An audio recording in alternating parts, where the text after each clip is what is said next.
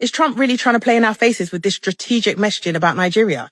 So he just called Nigeria a country of particular concern because in his words, Christians are being slaughtered. And he is talking about the 3,100 Christians who've sadly been killed, right? But we need to slow that right down because when you use faith like that and you ignore the Muslims dying too, it starts to feel like their lives don't count.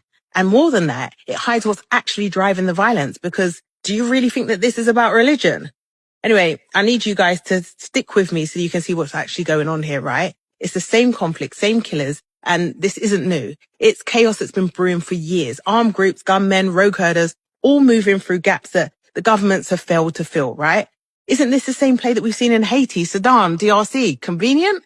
Break the state, then swoop in with a savior story. Why now? Why Nigeria? Well, here's what they're not saying, right? Nigeria's got $40 billion in oil exports, some of the largest gas reserves in Africa, solid minerals, gold, lithium, tin, resources that maybe the US needs, especially in a Cold War with China. And it's not just what's underground, is it? It's the land. The middle belt grows the food that feeds the nation, fertile, rain-fed, high yield. And guess where the most violence hits? Right there. And I need to clarify, right? People aren't being killed just because they're Christian. They're being killed because they're in the way. And many of them happen to be Christian because that's what it dominates that area, right? So this isn't just about faith. It's about land control, food and power. That same zone full of ginger farms, mineral-rich soil, and foreign players are circling. The Gates Foundation invested in smallholder farming, agri-tech, yield targets.